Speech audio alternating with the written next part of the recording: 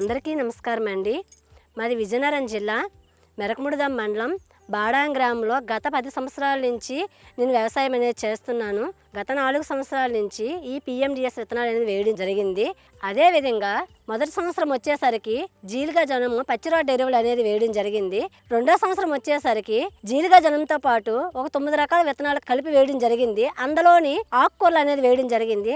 మూడో సంవత్సరం వచ్చేసరికి ఆకుకూరలు, నవధాన్యాలు, జీలుగా జనంతో పాటు తీగ జాతులు అనేది వేయడం జరిగింది. నాలుగో సంవత్సరం వచ్చేసరికి ఈ ఏడాది నవధాన్యాలతో పాటు జీలుగా జనంతో పాటు కూరగాయ విత్తనాలు అనేది వేయడం జరిగింది. అందులో ఆకుకూరలు వేశాను, తీగ జాతులు కూడా వేశాను. కూరగాయలు అనేది మేము అమ్మడం కూడా జరిగింది. దీనివల్ల ఒక 5,000 కూడా మేము లాభం పొందాము. ముఖ్యంగా నేను గమనించింది ఏంటంటే రసాయన ఎరువులు వాడినప్పుడు కలుపు అనేది చాలా ఎక్కువ మోతాదులో ఉండేది. కానీ పిఎండిఎస్ విత్తనాలు వేయడం వల్ల కలుపు అనేది చాలా తక్కువయ్యింది. చీడ పురుగులు అనేది చాలా వరకు తగ్గడం జరిగింది.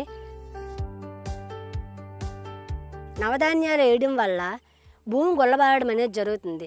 ఎందుకంటే ఏరు వ్యవస్థ అనేది భూమిలోకి లోతుగా వెళ్ళడం వల్ల వానపాములు అనేది ఎక్కువ మోతాదులో ఉండడం జరుగుతుంది.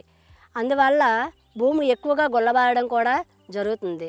నేను అది గమనించాను. ఈ పిఎండిఎస్ విత్తనాలు అనేది వేయడం వల్ల ఆవులకు కూడా ఉపయోగపడడం జరుగుతుంది. 5x5లో మేము సీసీ చేయడం జరిగింది. మేము అలాగే రైతులు అలాగే గౌరవులైన డిపిఎం సార్ గారు కూడా వచ్చారు. 5 మీటర్ల పొడవు, 5 మీటర్ల వెడల్పు సీసీ చేయడం జరిగింది. ఇది చేయడం వల్ల అంటే ఎకరాకి ఎన్ని టన్నులు అనేది మనం భూమిలో కలిగి దున్నుతానని తెలుసుకోవడానికి మాత్రమే ఇది సీసీ చేయడం జరిగింది.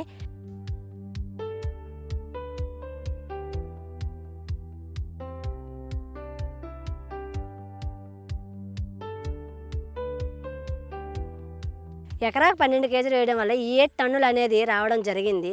అది భూమిలో కలిగి దున్నడం వల్ల భూమి మరింత ఎక్కువగా మోతాదులో సారవంతం అనేది జరుగుతుంది. అందుకే ఇది సీసీ చేయడం జరిగింది. ఈ నవధాన్యాలు సాగు చేసి ప్రతి ఒక్క రైతు కూడా మారాలని నేను కోరుకుంటున్నాను. అందరికీ ధన్యవాదాలు.